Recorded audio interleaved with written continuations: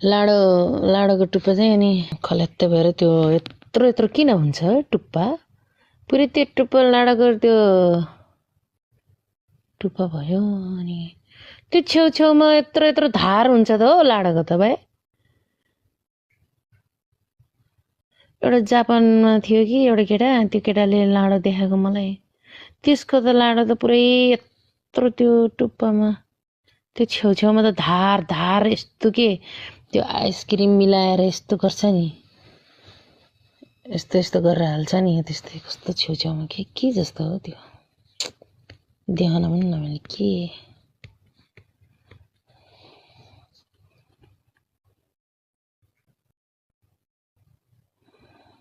के जस्तो थियो क्या अनि अहिले एक्सेप्ट गर्यो भने अनि मेरो त्यो चाहिँ बाहिर त्यो जापानको हो त्यसले यस्तो किन गर्छ मलाई यस्तो भन्छ त्यो त्यति नबोल्ने साथी छ अरे सँगै सुतेको होइन सँगै साथी सुते फेरि फेरि गीत बजाएर बस्छ यस्तो गर्थ्यो अनि मैले यो के हो त भने यो के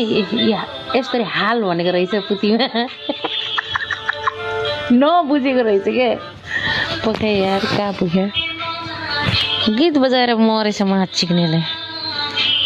कसम गफाडी होइन दिदी अनु दिदी गफाडी होइन क्या मम्मी कसम होइन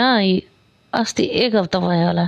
यस्तो गर्छ जतिखेर पनि यस्तो गर्छ अनि बोल्न मिल्दैन यस्तो गर्दै ऐनामा यस्तो गर्दै अनि लाडो हल्लाउँदै गर्छ के त त्यो चाहिँ भनेको त पुतीमा हाल भनेको रहेछ अनि हाल्न त हाले कि दिदी कसम टट्याएर भोलिपल्ट त मुद्दा जाँदाखेरि त पुती चराएर उठेर भ्याजलिङ लगाउन अरे अनि भ्याजलिङ लगायो भने त पुती कालो हुन्छ अरे दही केटाहरूले आजकल भ्याजलिङ लगाएर त्यो लाडा खेलाउँछ अरे लाडा कालो हुन्थ्यो अरे अनि भ्याजलिङ लगायो भन्छ भ्याजलिङ लगायो भने मेरो पुती कालो भयो भने के अरे भोलि पर्सि अनि केटाले चिक्ने बेलामा पुती कालो रहेछ वर्षा आएछ ल आइज गफ हान्न मजाले यो आएपछि अन्धकारै हुन्छ क्या मेरो फेरि मेरो मोबाइल भागो कुरा त गरेको मैले अनि होइन प्राइभेटमा जाने बेलामा त्यस्तो गरेको थियो भनेर भनेको के सुनाएको क्या अरूलाई पनि तान्न ड्युटीमा छु म कसले तान्यो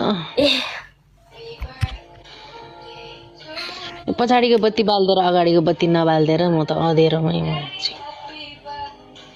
दुध पनि टनक टनक दुखेछ कि